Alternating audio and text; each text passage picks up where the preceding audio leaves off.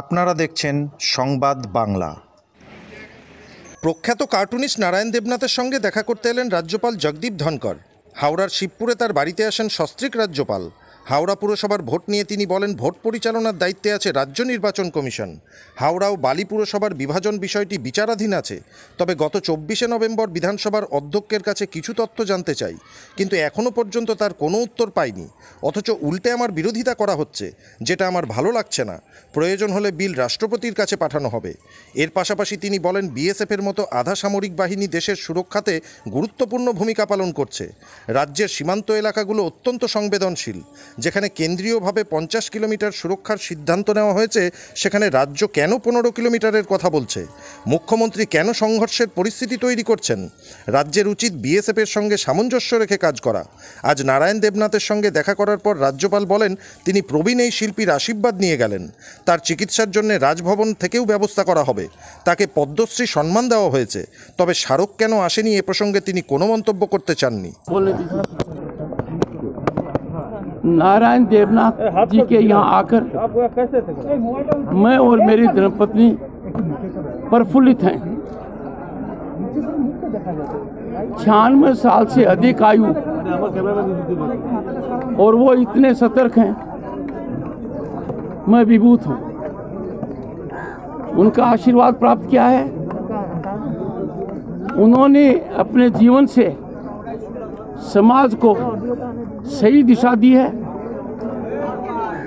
उनके जो अलंकरण हैं वो ऐतिहासिक हैं। पद्मश्री से जब उनको सम्मानित किया गया तो मुझे प्रांत के बहुत लोगों ने कहा कि मोदी जी की सरकार ने ये बहुत सराहनीय कदम किया है। उनके परिजनों से मैंने चर्चा की है। उनके इलाज के लिए अतिरिक्त सहायता राजभवन की तरफ से दी जाएगी, ताकि उनका मेडिकल अटेंशन सुचारू तरीके से हो पाए। आप अंदाजा लगा सकते हैं कि जब उनका आशीर्वाद प्राप्त कर मैं बाहर कमरे के आ गया, उन्होंने मुझे दोबारा बुलाया। उनकी आंखों की चमक, उनके आशीर्वाद से मुझे जनता की सेवा करने की एक नई स्फूर्ति पैदा हुई है, नई ऊर्जा मिली है। अभी तक तो पद्मश्री नहीं मिला है इनके पास। कब तक पहुंच जाएगा?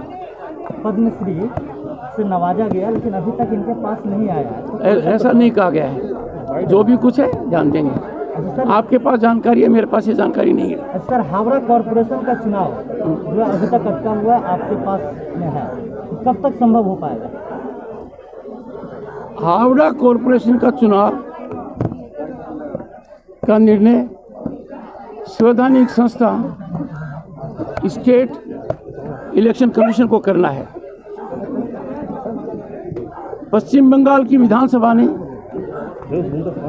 हावड़ा नगर पालिका के संबंध में कुछ विभाजन करने का निर्णय लिया है। पश्चिम बंगाल की विधानसभा द्वारा पारित बिल मेरे समक्ष विचाराधीन है। संविधान के अनुच्छेद 200 के तहत उस बिल पर निर्णय मुझे लेना है। उस बिल पर निर्णय मैं 3 तरीके से ले सकता हूँ।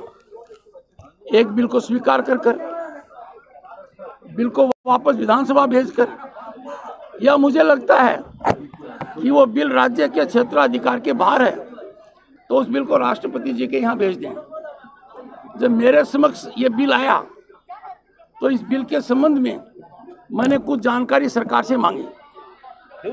24 नवंबर को विस्तृत रूप से मैंने सरकार से जानकारी मांगी। वो जानकारी 24 नवंबर से आज तक नहीं है।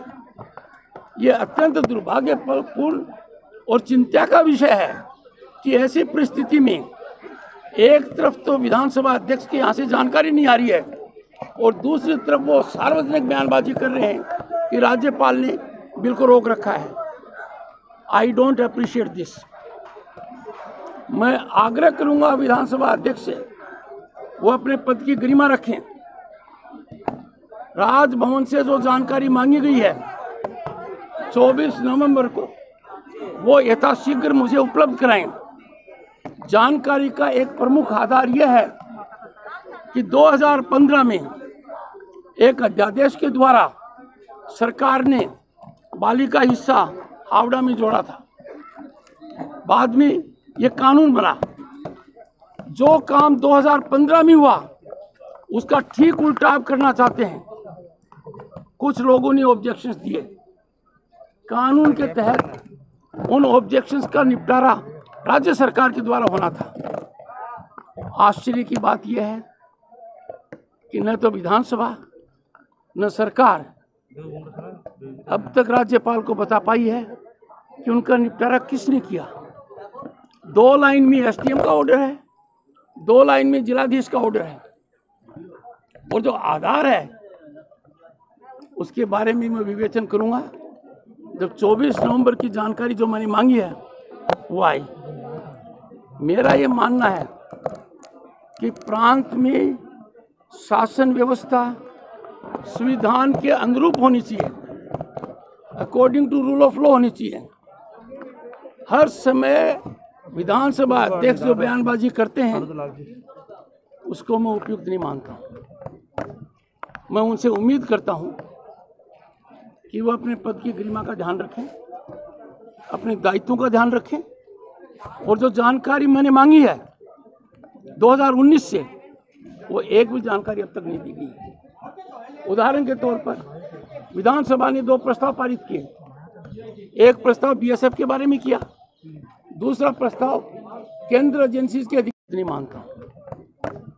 मैं उनसे उम्मीद करता हूं कि वो अपने पद की गरिमा का ध्यान रखें, अपने दायित्वों का ध्यान रखें, और जो जानकारी मैंने मांगी है 2019 से वो एक भी जानकारी अब तक नहीं दी गई है। उदाहरण के तौर पर विधानसभा ने 2 प्रस्ताव पारित किए। एक प्रस्ताव बीएसएफ के बारे में किया, दूसरा प्रस्ताव केंद्र एजेंसी के अधिकारियों के संबंध में किया। दोनों की जानकारी मांगी है वो भी अब तक नहीं मिली है। बीएसएफ को लेकर सर क्या कहना है सर? बोल रहे देखिए ना सर, बीएसएफ को लेकर जिस तरह से बात हो रही है डिटेक्शन को लेकर, पुलिस के लिए कहा गया कि पुलिस को ये कहा गया सीएम ने कि उनको इंटर ना करने दे, ये किस तरह से देखते हैं? देखिए, बॉर्डर सिक्योरिटी फोर्स और हमारे अर्धसैनिक दल राष्ट्रीय हित में काम कर रहे हैं। वो राष्ट्रीय सुरक्षा के लिए महत्वपूर्ण काम कर रहे हैं। हमारे प्रांत का बॉर्डर 3 विदेशों से है, अत्यंत संवेदनशील है। ऐसी परिस्थिति में मुख्यमंत्री का जो निर्देश अधिकारियों को उन्होंने आधिकारिक बैठक में दिया है उसको मैं उचित नहीं मानता। मैंने माननीय मुख्यमंत्री को इस संबंध में पत्र लिखा है। जब विधिवत रूप से कार्य क्षेत्र बीएसएफ का 50 किलोमीटर कर दिया तो मुझे समझ में नहीं आता किस आधार पर माननीय मुख्यमंत्री 15 किलोमीटर की बात करती हैं। माननीय मुख्यमंत्री की शपथ है वो संविधान और कानून के अनुरूप काम करेंगे। आवश्यकता है सामंजस्य की, आवश्यकता है स्थानीय प्रशासन, पुलिस और बीएसएफ मिलकर काम करें, राष्ट्र हित में काम करें। पता नहीं क्यों माननीय मुख्यमंत्री एक टकराव की स्थिति पैदा करना चाहती हैं। मेरा उनसे विनम्र आग्रह है, मेरा उनसे प्रार्थना है कि कानून के दायरे में रहकर ऐसी स्थिति पैदा करें कि बीएसएफ और स्थानीय प्रशासन मिलकर काम करें। हमारे इस बॉर्डरिंग डिस्ट्रिक्ट्स में जो अपराध होते हैं, अपराध का एक एंगल फाइनेंशियल भी है, उस पर अंकुश तभी लगेगा जब सब एजेंसीज मिलकर एक साथ इस प्रकार के तत्वों पर अंकुश लगाएंगे, उन पर कुठाराघात करेंगे। मुझे उम्मीद है और मैं प्रयासरत हूँ कि बीएसएफ की एक्टिविटीज़ में किसी प्रकार की कमी नहीं आनी चाहिए और राज्य सरकार इस बारे में सकारात्मक रवैया अपनाएगी। ये मेरा उनसे अनुरोध भी है और कानूनन ये आवश्यक भी है।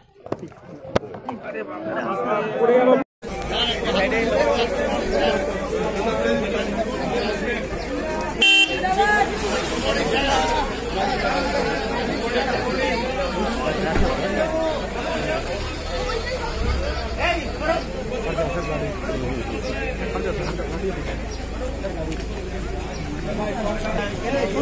মানে ট্রিটমেন্ট কেমন চলছে কি চলছে ব্যাস এইসব ব্যাপারে কথা হলো।